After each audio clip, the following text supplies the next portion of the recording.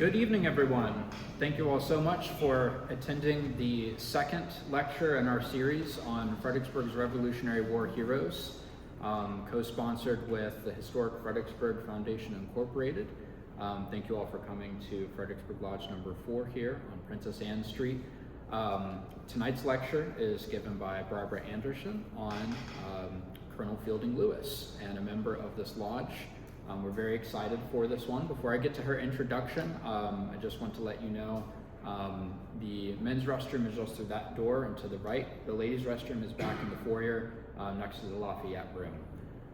After the lecture, if you wish to stay and tour the upstairs where the old lodge room is, we would be happy to show you around and answer any other questions.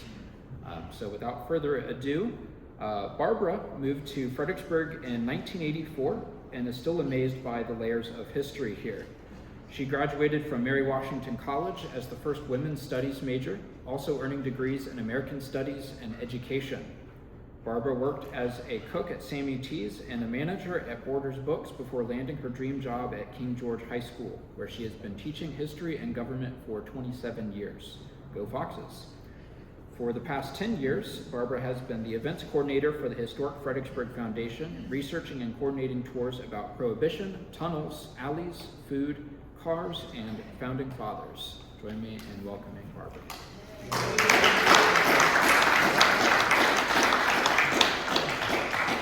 Well, good evening, and thank you so much for joining us today. I've been teaching all day today, and I was just telling them that 7:30 this morning I was giving a lecture on postmodern feminism in Europe, and then at noon I was giving a lecture on the functions of the United States Supreme Court, and here I am today talking about founding fathers and guns.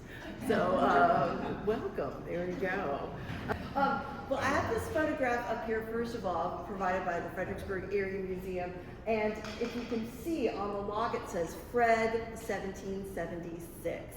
And this is Fielding Lewis's gunnery. There's only like less than half a dozen of his rifles still around. So it's very exciting, and I feel like I want a little button that says that Fred 1776. I like that very much. But we're going to take a look at Fielding Lewis and how history preserves us. Okay, so the only reason that we really know about Fielding Lewis and why he is not a footnote in history is because of the buildings that he has left behind. To your left, of course, is his beautiful manor called Kenmore, which of course he did not call Kenmore. And then to the right is his brick store, the Lewis store, which is now our headquarters. And both of these buildings have faced demolition over the past about 20 years ago, and then about 100 years ago for Kenmore. And it's only been through the efforts of like dedicated preservationists like us at Historic Fredericksburg Foundation that we have preserved not only his buildings but also his legacy. So that's why I think history preserves.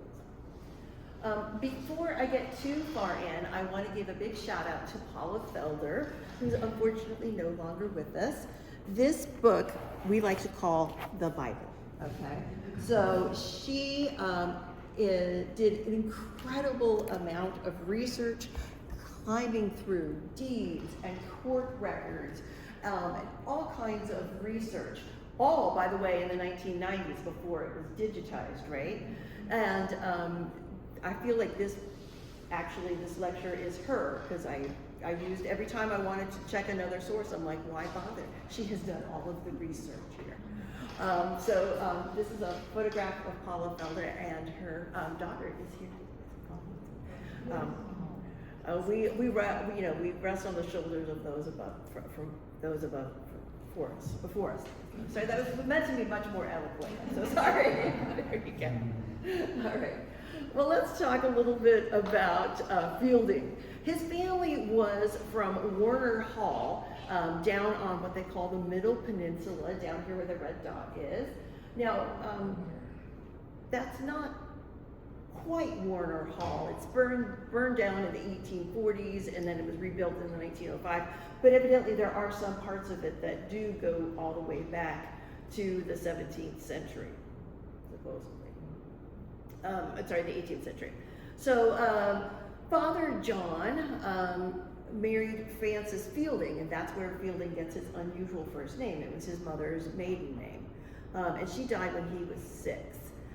He remarried very well. He married Priscilla, who the widow of Robert Carter, who was the son of Robert King Carter. So he was very, very wealthy. Now with all of that new money, John Lewis launched a shipping venture. In 1737, he built a brigantine and he called it Priscilla, and she went on her maiden voyage and promptly sank. But, you know, he learned from that and then made a huge fortune with a substantial fleet with transatlantic shipping. Now, at the same time as Fielding as a little boy, John Lewis is also keeping an eye on Fredericksburg, 100 miles to, I guess that's the northwest, okay? So Fredericksburg was laid out, as you know, in 1728. By 1732, it had been designated as an official tobacco inspection station with a population of 6. But after that, it grew incredibly fast. They had to expand the number of warehouses twice within 10 years, and they had 6 taverns by 1743, one for each person, right? So it was really growing fast. So so John Lewis is just like, I think that's where I should go invest, and that's exactly what he did. So he bought what I call half of Fredericksburg, okay? So this is, that's the Lewis store right there. That's like where the library is today. So he bought this whole big chunk of it right there. So for 500 pounds, quite a bargain at the time. Okay, so he already knew that the town was going to build a new inspection station. The first inspection station was down here. Okay, the second one, it was going to be right here. He was smart. He was smart. And this was the beginning of an entrepreneurial plan for his family, and his sons, especially Fielding, were going to take up after that. So he opened his first store in 1743. Oops, I'm sorry. Oh, there's some of his ships. Now, if that looks like a diorama, it is the diorama from Kenmore, and I love it. So you can see some ships there and stuff. All right. This is a wonderful illustration from Paulo Felder's book. And so he built a store right here. It was a wooden store, and it is exactly where the library is now, okay? So it was several wooden buildings, evidently surrounded by a high wooden fence. And it stocked with goods from his ships that came from all over the world. Now, he didn't want to be a store manager, so in 1744, he was able to lure John Thornton, who was the manager of the Long Ordinary Tavern, to manage his store. Now, Fielding Lewis, at this point, his son, was 19 years old, okay? And Daddy brings him to town and says, you're going to learn how to be a merchant. And Fielding Lewis took it and ran with it. So the rest of the story is going to be all about Fielding, okay? So Fielding, this is his store, and his friend and neighbor, Charles Dick, built a store and a house right next door to him, okay? So this is his house. This is what they call the Charles Dick House. It's one of the oldest houses in Fredericksburg, if not the oldest. Yeah. It, of course, still exists, but we're looking at the back of the house. The front of the house, of course, originally looked over the river. So he had a store at the bottom of the hill, and he was about 10 years older than Fielding, so they became lifelong friends, and kind of a mentorship position. But Charles Dick was not a gentleman. Class and rank was still very, very important, and he was not a gentleman. And as a matter of fact, he always kind of kept his origins and where he came from kind of deliberately obscure, because nobody really, you know, yeah, I'm not a gentleman. I'm just going to kind of conceal this. But he became very, very respected in town and was asked to join the justices of the peace and all that good stuff. All right. In 1746, Lewis married Catherine Washington, one of his own second cousin and a cousin of George Washington. And they moved into a big new 2-story brick home just up the hill from the Lewis store, but not this house, okay? But this is the one that's there now, okay? And that evidently is built on the foundations of that original house. And it's also 2-story and brick. And if you've ever seen behind the house, it's got these beautiful terraces that extend all the way down to Caroline Street. And they were the ones who originally put those in. And it's really amazing to me, as a amateur gardener, that 400 years later, or 300 years later, obviously not a mathematician, that it still exists today. So this house was built in 1817 because the original one burnt in 1807. As a matter of fact, started the fire of 1807, but that's a whole other story that we're not going to talk about there. Now, Fielding Lewis also decided to donate the land between his house and Charles Dick House to the city, and what did he name it? Lewis Street. Okay, so and he also sold his friend Charles Dick another 23.5 feet of land. So the block between Amelia and Lewis Street is actually longer than all the other blocks in Fredericksburg, even to this day, because of that. Now, Fielding Lewis was a civil servant, okay?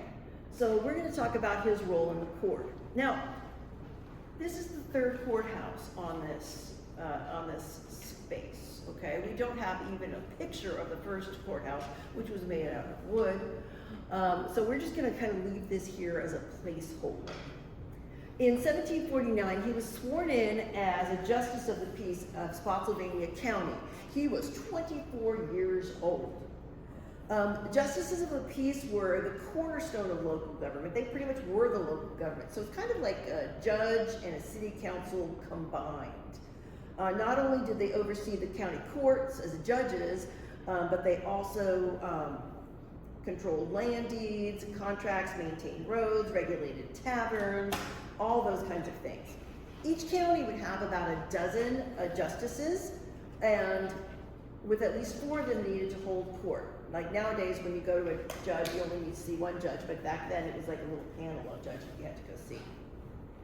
So they actually operated rather independently from the executive, from the royal governor. So this was kind of a tradition, a new start of self-government. So he was some part of the new guard, the young up-and-comers, okay, along with Charles Dick and Robert Jackson. So his family, he has a little girl, Frances, godfather of George Washington, who was only 16 years old at the time. The next year he had a son, Warner, who died 1 week after his birth. And unfortunately that made his mother, Catherine, very, very ill, and she died a few months later after that. She died in February of 1750, and in May of 1750, he married Elizabeth, George Washington's sister, age 16. Not uncommon at the time. You wanted to remarry quickly. She was a friend of the family, and she was convenient, so there we go. She was there. A right place, right time. The pair had 11 children, 6 of whom survived to adulthood.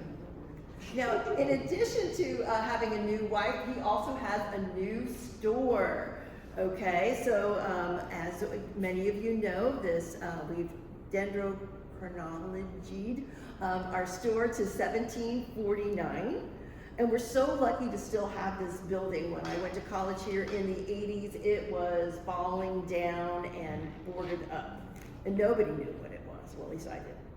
So it's one of the oldest extant colonial stores in Virginia. Of course, we've got the Parsons store. Parsons? Down in Williamsburg, is it Parsons? Am I thinking that? But ours is also Prentice, thank you. Prentice, thank you. And he wanted this to be fancy. Now remember, his store across the street was just wood, okay? So he's like, I want to make this out of brick. He puts those fancy coins, the little things on the corners to make it really, really stand out. And also, not right here, but right here, there is a display window. It's been bricked out on the outside, but you can still see it from the inside, where you put all of your wares to display them. So this was really a high-class store. Okay, so Kenmore blog found this receipt from James Wynn, where he bought a set of 10 glass tumblers, creamware plates, soup spoons, brass sconces, and amazingly a Turkish script, Turkish rug, but also 12 pounds of coffee, because there were lots and lots of stores downtown, and they all specialized in different things, but they all had a certain amount of foodstuffs, okay?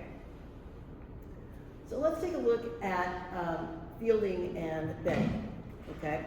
Here they are at the top of the game. Both of these were painted by John Wollaston, who painted 300 portraits in colonial America of every single aristocrat, okay? Now, Betty's was painted first, okay? So let's take a look at her. She is showcasing her gentility, okay? Look at her hand placement and her affluence, okay? So you've got the red billowing curtain behind her, the luxurious silk satin, the super fancy, if I may, Mechlin lace, flounces, okay? So this is a wedding portrait, so she was 16 when this was done, okay? So you can tell, I think, just looking at her, she's fun, she's pretty, she's vivacious, and evidently she loaned this dress to Martha. On the right is Martha Washington, okay? And she's got a different underdress on, and it's a yellow brocade, because I think Mount Vernon actually still has that little strip there. So, but I was really surprised at that. Obviously the same dress. She did add another flounce of sleeves there. So let's contrast this with Fielding, okay? Not fun, not vivacious. We are brown, okay? We are steadfast. You can trust me. I got you. That's what he's saying with this portrait here, okay? I'm not flashy, but I'm gonna get the job done, and you can trust me. And that is very much, I think, part of his character as well. Now, I kind of enlarged his face because I wanted you guys to take a look at his eyes. Now, evidently, this painter had a problem with wonky eyes. A lot of his portraits have like a little bit of a wonkiness in the eye, but this seems very deliberate and I think easily fixable, right? I would think it would be pretty easily fixable. So it was never mentioned in any of his journals or letters or anything like that, but he may have had a lazy eye or had lost an eye or something like that. We don't know. But that may have been one of the many reasons that he did not go for military service as many of his friends, brothers, and neighbors did, because he didn't have good eyesight there. Okay? Now, he starts getting all kinds of land fever. So he brought another big, huge chunk of Fredericksburg. He started buying some land out in Spotsylvania. He bought 3,000 acres way out west in Frederick County, now Clark County in West Virginia. He had 2 mills there, and all the acreage was in cultivation. His primary crop was wheat. He never got into tobacco. But evidently he wrote letters to George Washington all the time about wheat, and even gave him some superior strains that he could plant at Mount Vernon. Okay, so I have a picture of the St. George's Church here. Again, this is the 3rd church on the spot. Okay, and originally it wasn't an Episcopal church, it was a Church of England, or the Anglican Church. So in colonial times, the Church of England was subsidized by the government. Okay, so your taxes paid for that church. And because of that, the church had responsibilities for the welfare of the people, not just the spiritual welfare, but also the physical and health welfare. So they took care of the poor people, they took care of the sick people. And Fielding was asked to join the vestry. The vestry. It's not a religious position, again, but it's a very prestigious position.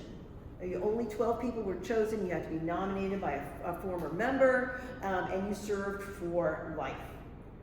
And also the same year, serving for life, he joined the Masons, okay? So this lodge, although again, not this building, as we learned last week with Ethan, okay? Okay.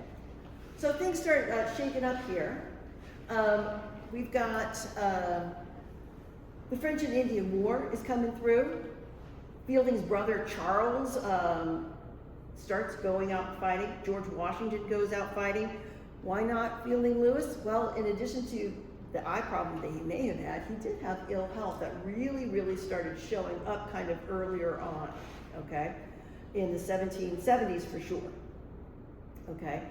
But he was put in charge of the Spotsylvania County Militia after the first guy got fired for drunkenness. So he didn't have any military experience, but this was kind of more of a managerial position. It's traditionally awarded to the high-ranking and established leader, and because of that, that's why he got the title colonel. So he was a colonel for most of his life. All right? So he also starts expanding his civil service. So he decides that he wants to go for the House of Burgesses. In 1760, he was finally nominated to represent Spotsylvania County. And George Washington was also a member of the House of Burgesses. So they used to travel together on the way down to Williamsburg. And they weren't just brothers-in-law, they were actual friends, and they were business partners. They had a lot in common. I mean, not just the sister, wife, okay? That's it. Right. But, you know, so they had a lot in common. They became very good friends. So, so he was in the House of Burgesses, came back, renewed his commission as county lieutenant. He was elected as senior church warden, so he is suddenly running the town, okay? All of this here. Now, I said that he and George got involved in business ventures together, and this is the name of their company. Adventures for Draining the Dismal Swamp. I like, you know, incorporated, you know. So that was the name of their company, and what they decided to do is they were gonna go down to the Dismal Swamp, they were gonna drain it, okay, and then they were gonna use it for fertile farmland. Did that work out? No, it did not work out very well for them, okay? So, but, you know, George Washington was a member of this, his brother John, Augustine,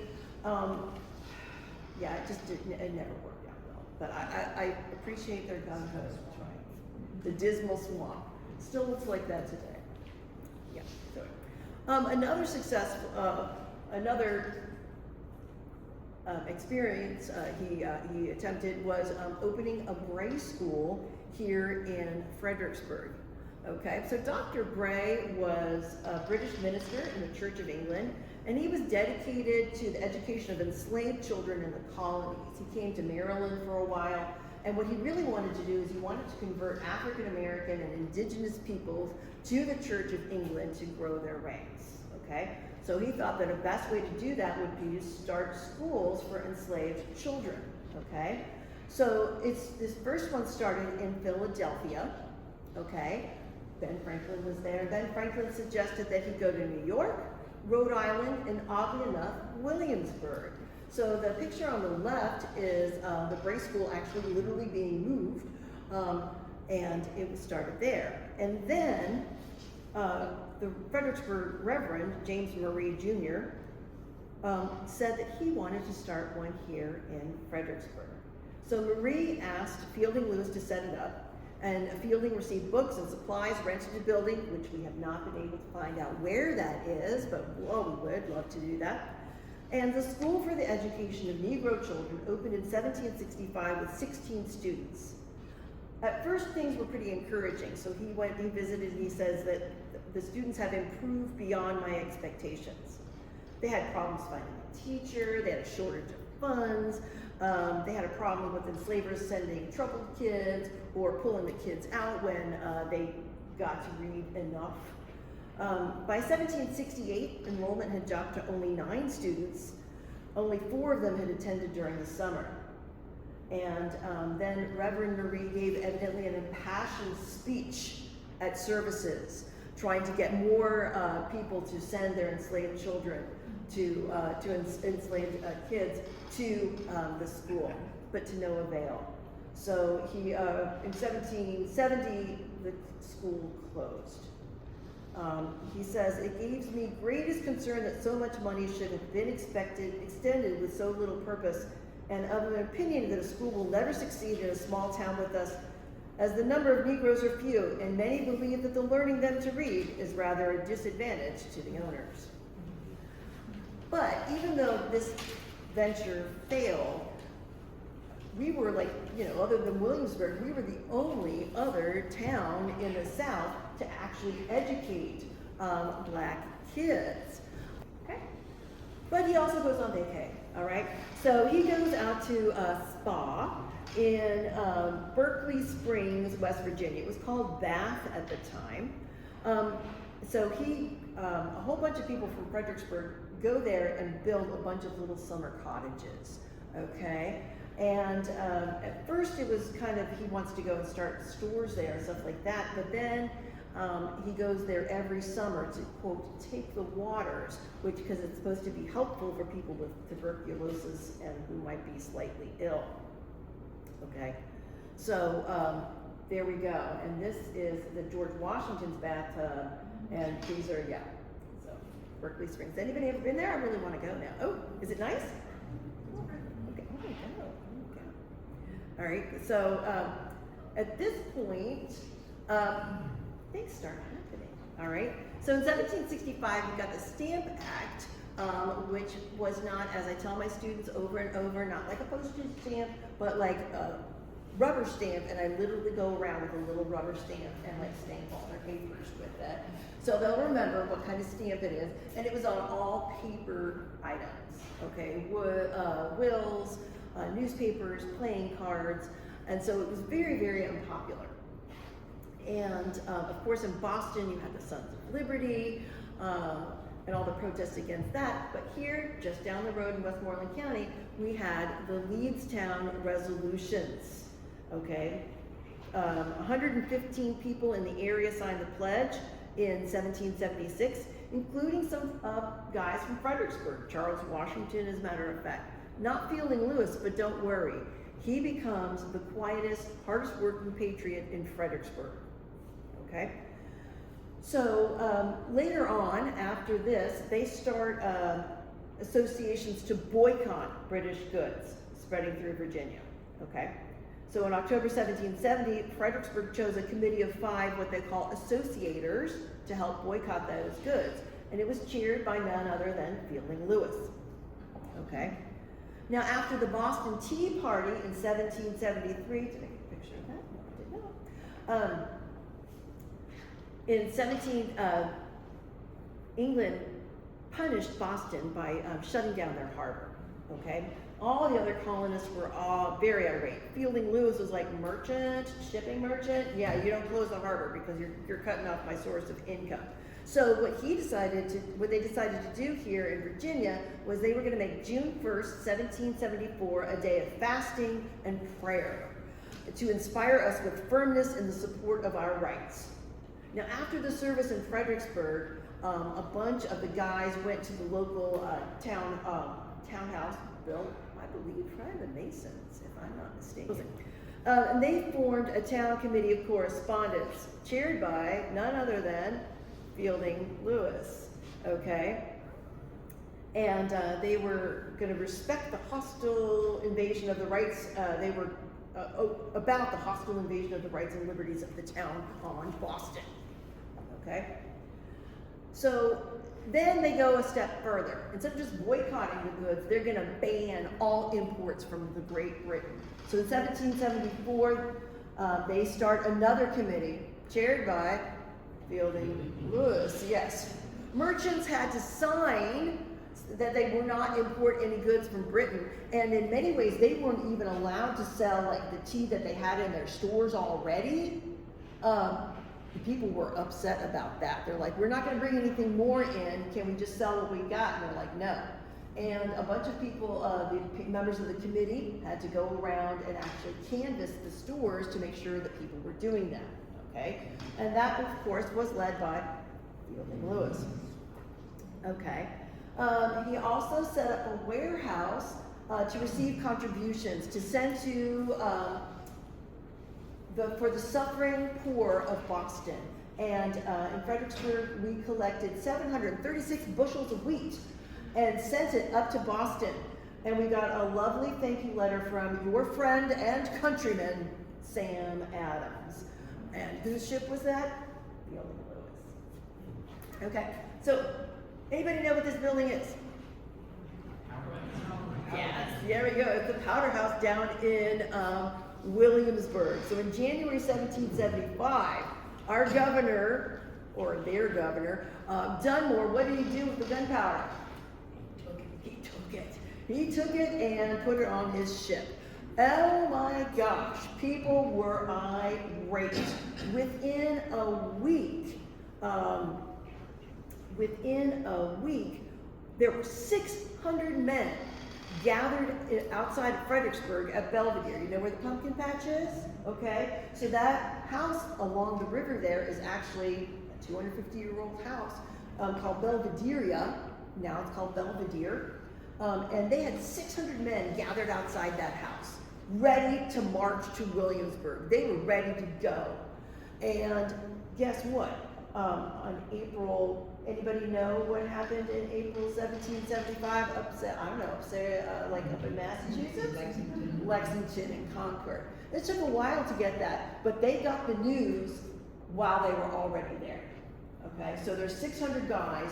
They're already mad, and then they get this information that, oh my gosh, they're taking our guns. You don't take American guns, right? So they are ready to go. But George Washington's like, let's take it easy, let's talk about it, let's wait. So 102 officers gathered at the Fredericksburg courthouse to vote whether they should go or whether they should stay. It was very, very close, but they agreed to disperse and not march down to Williamsburg. But they signed a resolution. We do now pledge ourselves to each other to be in readiness at a moment's warning to reassemble and by force of arms to defend the law, the liberty, and rights of this or any other sister colony from unjust and wicked invasion. So they are ready to go. And I love how quickly it happened. And I did reach out to the owner of Belvedere to see if we could have a tour out there, but they said no. But you know what? You don't ask, you don't get, okay? So there you go. But you can read Harold's dialogue. Oh, I know. I could be there. I could see it. I could see it on a pumpkin patch truck. Okay. So at this point, King George III says, okay, you guys are in rebellion now. And they're like, okay, well, that means that you don't rule us anymore. So then all of a sudden, not only do they need an army, but they need new government, okay? Now, we all know that Fielding is not going to go for the army, but he's going to be here to set up the government, okay? Before this, England had run the states, and it was all under their laws. But now, we had to kind of reinvent the wheel and try to make things work, okay? So what they did was they had conventions here in Virginia with trying to figure things all out. So the Third Virginia Convention in July of 1775, they established what was called the Committees of Safety that were going to rule each county, okay? House of Burgesses starts to transition into what is now the General Assembly, which longest running, continuously operating legislative body in the entire Western Hemisphere. Yeah. They voted to raise a bunch of army regiments and local militia, and they also had an order to build a gun manufactory here in Fredericksburg. So they come back to Fredericksburg, and they formed the Spotsylvania Committee of Safety to rule Spotsylvania, and who do they choose for the chair? Fielding Lewis. Okay, so that was him. Now, despite all of this, Fielding Lewis went to the spa again for a vacation, and he comes back, and then when he comes back, I gotta go back this way. He moves into his brand new house, okay? So this is the back of Kenmore, which is actually the front of Kenmore, okay? So this is the part that would face the river, okay? And this is what we consider the front of Kenmore, which now you look at it, you're like, oh yeah, that is really plain, Okay, so that is, he moves in his family into that big, beautiful house, which of course still stands today. So thank you. I love that. And this is a picture of what it looked like inside, which I took the other day. I went to visit Kenmore to get into that Fielding Lewis mode. So I took that photograph of a picture there. So, so he's moving into his new house, and then he's like, yeah, I'm going to run that gunnery. Okay, so this is what he does. So he starts the gunnery. Lewis wrote, so it's right outside of town, kind of near the old Hugh Mercer School, okay? And Walker Green, Hugh Mercer, oh my God. So yeah, out there, the old Walker Green School, okay? And yes, my son and I did go traipsing around in these woods the other day to try to find anything, and nothing. But that doesn't mean that I don't want to go back. But yeah, but it's very exciting, and there's lots and lots of information about it. Lewis was very excited, of course, and he wrote to George Washington on November 14th that our gun manufactory is now beginning and expect by New Year's Day to have near 50 men employed who will make about 12 guns complete a day. Those were aspirational goals. They didn't ever actually meet there, but there we go. But by the next year, they're making 30 locks per week, and that was like the photograph that I showed you at the beginning. That's a gun lock there. And their major goal actually ended up repairing guns. There was another manufacturer that we're going to talk in a little bit that actually was better at making guns, okay? So, there we go. Oh, so he starts advertising. So this is in the Virginia Gazette, okay? So he's looking for brass for mountings, okay? And then his friend, Hunter, had the ironworks. They were already very well established, and they are also commissioned to make muskets. Okay, so they're advertising in the Virginia Gazette. Evidently, there were 5 or 6 different Virginia Gazettes, and so again, thank you for my son for figuring out which Gazette we needed to look for that. So there we go. Okay, he was so here is. The picture on the left is the display at Kenmore, which is down right now. And the picture on the right is one of the things that, one of the little glass slides that they would send around to kind of raise money for that. But I like how they just had the portrait of Fielding Lewis and the gun right next to it, right on top of the mantle. That was really nice. Yeah. And the Fred 1776.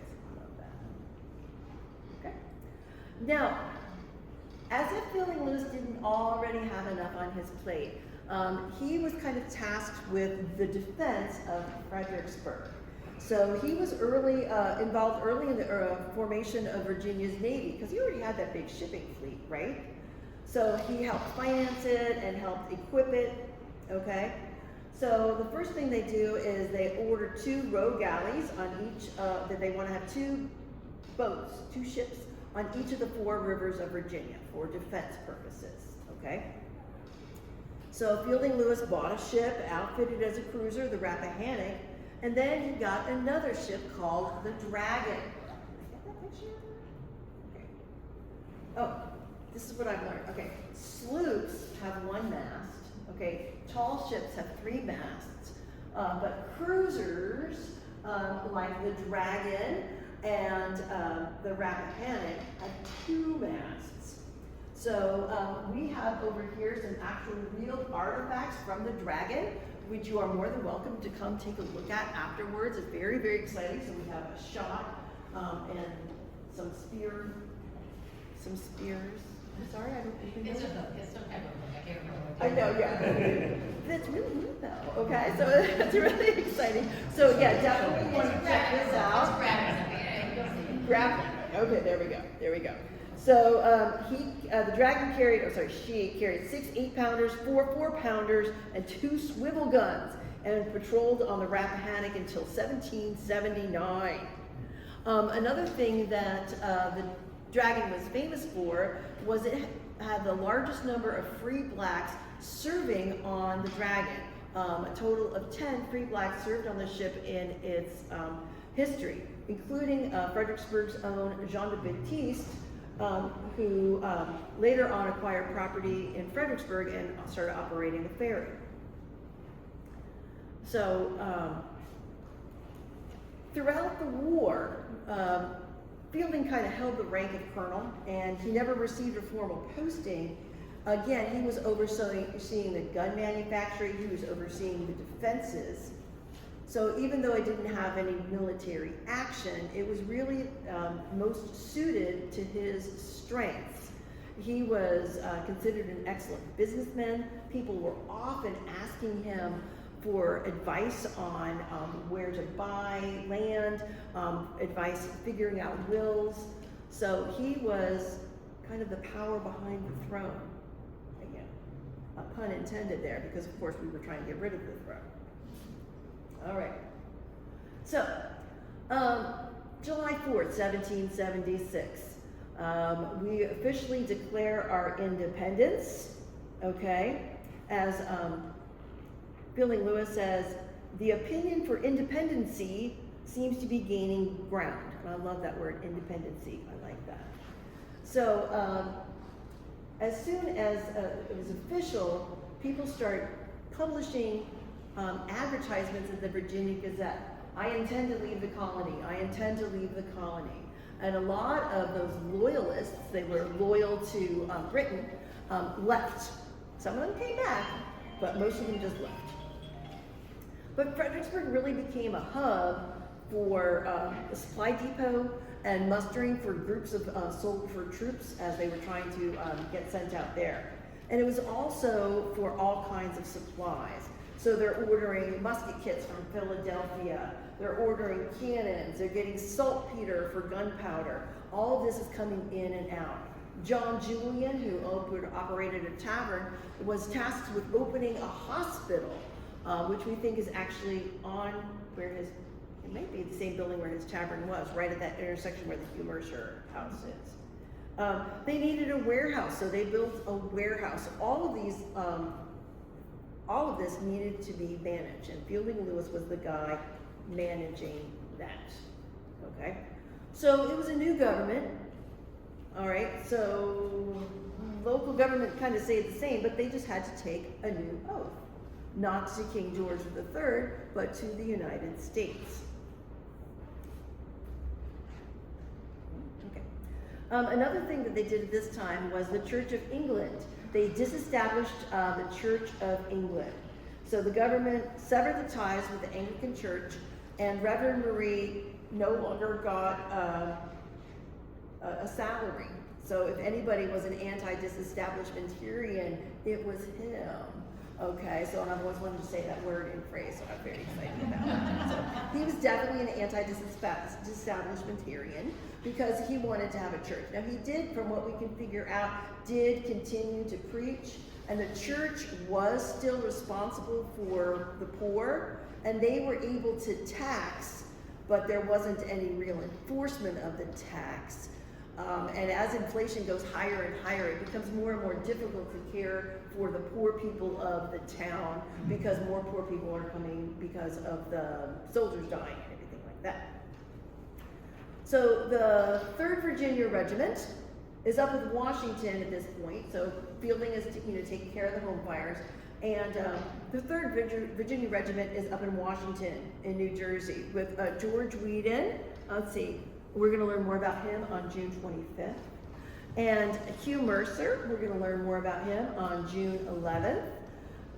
And even a very young James Monroe, we're going to learn more about him on August 13th. So they're all up there. And along with our friend William Fitzhugh, we know him because he was the owner of Chow, okay?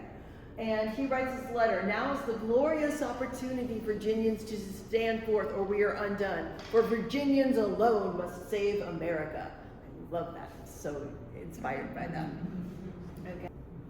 Now he actually did lose an eye when he was a kid. All right, and this is a picture of him, a miniature of him later on in life. So when I was looking at this, I was kind of comparing that to the portrait of Hugh Mercer, and I'm like, okay. All right, Brian, son. Okay, now Fredericksburg was also the host to the Committee of Revisers, 5 men chosen to revise Virginia laws. Okay, that was chaired by our very own Thomas Jefferson, and they met here in Fredericksburg at Whedon's Tavern. So I always like to tell my students that the Statute of Religious Freedom was written at a bar downtown. And of course they love it. Teenagers are super fun. And I mean that actually sincerely. I love teenagers, they're fun. Okay, so they are going to write the Statute of Religious Freedom. So Fielding Lewis is also busy in town. He was not part of that committee, but he is, still justice of the court. So he has 3 felony trials. He had a slave who got hanged for burglary. The owner was compensated £1,000. Robbery trials. Tried to help soldiers, families of soldiers. Grand jury charged 29 tavern keepers for operating without a license. 29 tavern keepers.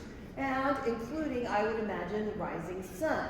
Now, Rising Sun is the Washington Heritage Museum site. Love them. And this is my favorite artifact. They have this 260-year-old document in a frame hanging in their lobby. And it's kind of hard to tell here, but what they have done here is they have crossed out King George III, okay, and instead written in the name of the American tax assessor here. So they just crossed out the King George III. I love that, and it's really exciting to be able to see that. So should go see that. Fun. Okay. So meanwhile, in the war, we're in Saratoga. That's a turning point, although it certainly doesn't seem that way because the Virginia 3rd Regiment, well, they're spending the winter with George Washington at Valley Forge, freezing. But by spring, those Fredericksburg soldiers come back home. And this lull in the war allowed Fielding to focus on his own affairs. Okay, first of all, he was worried about his kids. Okay, so John Lewis was his oldest son from his first marriage, and Fielding was his oldest son from his second marriage. Now, John was interested in the military, interested in land speculation, but Fielding was kind of ne'er-do-well. He had a huge plantation, he spent without his means, he was a real spendthrift. So Fielding Sr. was super worried about him, was always writing letters to him about his family. Some of his younger kids went to school up in Princeton for middle school. So he's kind of focusing on his family. But he's also dealing with yet more court business. So as the war is raging across America, you still are dealing with these court systems on a local level. One of the big things here were the ferry fights. Okay, not ferries, but like ferries choo-choo. Okay, so the Hunter family had one off of Wolf Street, okay, where the Thornton Tavern was. And there was another one all the way up above town at Falmouth, kind of where Route 1 is, okay? But there wasn't a good road, like, Caroline Street goes pretty much from here to Route 1 right now, but you had to go all the way around. So people said that was super inconvenient, and they were really angry because the Hunters had a monopoly on this, okay? Now, the ferry down at Mary Washington's house, that had been a ferry in the past, and it would be again in the future, but it wasn't really operating at that time. So, there was just go back and forth and petitions and everything like that. And they finally agreed to build another ferry, but it's way up at Carl's, okay? Which even today is pretty far out of town, right? Well, ironically, it was at the end of a street called Hunter Street, which I think is also kind of ironic because they were the ones who did this. Another thing that he wanted to do was a lot of the people were really angry about having to come all the way to Fredericksburg for court, okay? Because we were all, Spotsylvania. So 499 people in Spotsylvania signed a petition with the mileage, how many miles it was to Fredericksburg Courthouse, okay? And then by 1780, they win. And they move the courthouse down to the exact middle of Spotsylvania County, very close, well, a couple miles with where it is today. Okay, so we have this kind of extra courthouse here. The city incorporates in 1782, so that's a whole other story. So in addition to doing the court business, he also was doing his own personal business, okay? So he was commerce. He was trying to make some money, so he was advertising cargo coming and going. He sold the store to his manager in the 50s, but he was still very much involved in the shipping industry. And he had a new manager, Joshua Stores. So they had a big investor meeting for a new company. It used to be called the Fielding Lewis Company, but then they changed to the Fredericksburg Company. So it was the largest company in Fredericksburg. So there was definitely money coming in, and what this was a joint stock company. So investors, and I believe they had 47 investors, okay, would put in money on a ship, and if it came in with the goods, they would make a lot of money. Well, we're kind of in the middle of a war, so a lot of things didn't work out too well. So the voyages were called adventures, which I thought was a very optimistic name for them. Some of them failed because the ships were lost at sea, and we know all about this because Paula Felder went through all the court cases from people who were unhappy with the returns that they got from this. And so she was just brilliant at making court records tell a story. So I really felt like I got to know these people because she was able to kind of pick up all of these threads and lay them down for us in a pattern. Now, unfortunately, at this time, he starts getting sick. So this is in 1778. So he goes every year out to Berkeley Springs, okay? And as Fielding Lewis gets weaker, the control of the city starts shifting to George Whedon. Again, George Whedon, that's June 25th. Okay? Inflation is going through the roof. Okay? So it is 75 to 1 over the year before. So a 75% increase in inflation. And instead of printing more money, they start making what's called the specific tax. So you actually had to pay in goods like wheat and corn and rye and barley. And who do you think was responsible for organizing all that? Fielding Lewis. But actually, he said no because he was too sick to do it. So he recommended some friends. Okay? About this time, he realizes the writing on the wall, so he starts trying to bring in put his affairs in orders. He sends his son John, where's John? There we go, John, out to Kentucky and buys 30,000 acres of land for next to nothing. Never was so fine a country sold for so trifling a sum, okay? Because he wants to have a legacy to pass on to his 6 sons. Okay. Now, at the same time, both gunneries are now in full operation, and the Hunter Iron Works were really pushing out the guns. Okay, they made 60 in August. They kept advertising for more workers, and they even promised half-acre lots to people that came to live there. And in Virginia, we started drafting people because we needed soldiers. But if you worked for hunters, you wouldn't get drafted. Okay. So that was a pretty lucrative job. The governor at the time, the new Patrick Henry, wanted to help Hunter expand. So he helped him buy the land right next to them. And then the executive council ordered all such muskets that Mr. Hunter can manufacture within 12 months. So the Hunter Iron Works was much more successful than the Fredericksburg gun manufactory ever was. It was already a very successful iron forge before the Revolutionary War. They made all kinds of canteens and things like that, and they already had everything set up very well. So as Paula Felder puts it, with such a large and successfully run operation with superior technical capability, one cannot help wondering why the 3rd Virginia Convention chose to promote a fledgling operation on the Fredericksburg side of the river. They had to buy the land, buy the facilities, they didn't have enough water, and they had to recruit all these new people. I was also surprised at this. I don't know. Fredericksburg could never match the output of Hunter, but a lot of times they actually worked together to try to create workers. So it was a public operation, so it got subsidies from the government. For example, they wanted to build a big powder house here in Fredericksburg, which it took them 4 years to do, but they actually did that. And they did say that the muskets here are excellent, lighter than the English, carry an ounce ball and cost the manufacturer 4 pounds, 10 shillings. Okay, so it continued to grow, but the problem was inflation also continued to grow. So in order to keep the manufacturing running, Fielding Lewis put up 4,000 pounds of his own money, okay? And then the next year he put up another 7,000 pounds. The mechanics, meanwhile, were demanding higher wages.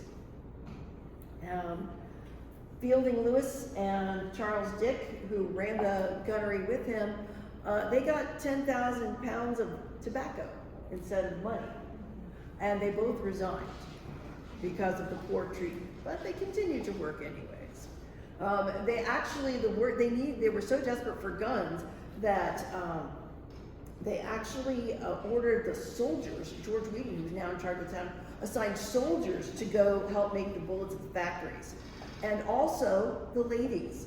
So as Charles Dick wrote to Thomas Jefferson, the gentlemen of this town and even the ladies have very spiritedly attended at the gunnery and assisted to make up already above 20,000 cartridges and bullets, from which the Spotsylvania and Caroline militia have been supplied, also above 100 good guns from this factory. But it was bankrupting them. In Fielding Lewis in 1781, he says, "By these advances I've distressed myself greatly, and at this time," and this was a letter he wrote to the treasurer, "am not able to pay the collector of my taxes and continue my business in the usual manner." The taxes on his house were over 2,500 pounds because of the inflation. And because of the inflation, it was almost impossible to gauge how much money had actually been spent. Okay? Thomas Jefferson begged Charles Dick to be the manager again, but acknowledged that Fielding Lewis's state of health would cause him to decline it. Okay? Now in 1781, the war almost came to Fredericksburg. They crossed the James River, and they occupied Richmond for a day. They were so close. So not only the gun factories, but Fredericksburg was also a hub for supplies and troop movements.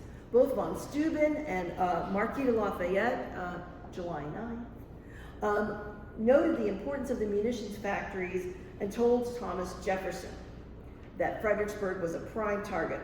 And they actually thought, let's see if I can get this. Oh, so here's some more guns. Go to the Fredericksburg Area Museum. There we go. They were pretty sure that they were going to land at Potomac Landing over here, okay, and march the 7 miles to Fredericksburg. So they put 700 men along that route, okay. Thomas Jefferson ordered Hunter to move anything that was movable away from the forge to hide it in the countryside. And they were ready to take over. But thankfully, Cornwallis found out that hunters had taken all his materials out of his forge and moved everything out, and the town had been evacuated, so thankfully he changed course. Okay, so he went south. But Fredericksburg was also almost a battle here in Fredericksburg, in the Revolutionary War. But meanwhile, poor Fielding, his health continues to deteriorate. He didn't make it to many court days since the court had moved, but he did go on May 17th to the new courthouse to record deals for the sales of his properties. Again, he's trying to put his house in order, His daughter, Betty, marries Charles Carter in May, and then they left for the Springs. So he was not in Fredericksburg for the glorious victory in Yorktown in September. The prisoners marched through Fredericksburg, which he wasn't here for, but they did march out past Winchester, just a few miles of Fielding Lewis and his family. And I like to think that his family took him out to see that victorious thing. Fielding Lewis never returned to his beloved Fredericksburg. He stayed at his son's house in Frederick County. He wrote his will on October 1781, dividing all of his lands between his wife and his 6 sons, with his son John Lewis as executor. He died in 1781, and he was buried in Frederick County near his son's house, but the exact location is still unknown. He is definitely not buried under the church steps, which is some local folklore, which we haven't really been able to find out where that got started. So Fielding Lewis died away from his home, uncommemorated because we were in the middle of a war. Afterwards, his wife was impoverished. She was eventually forced to leave her home. His son, Fielding, ended up in debtor's prison. The gunnery that he helped establish went bankrupt and then closed. So why do we remember him? Because he saved Fredericksburg. He ran Fredericksburg and kept the home fires burning. And we also remember him because, again, of these buildings that we have preserved. So historic preservation has preserved his history. So we remember Fielding Lewis because of these buildings. And that is why I'm so proud to serve in the Historic Fredericksburg Foundation as we try to preserve not only our buildings, but our history.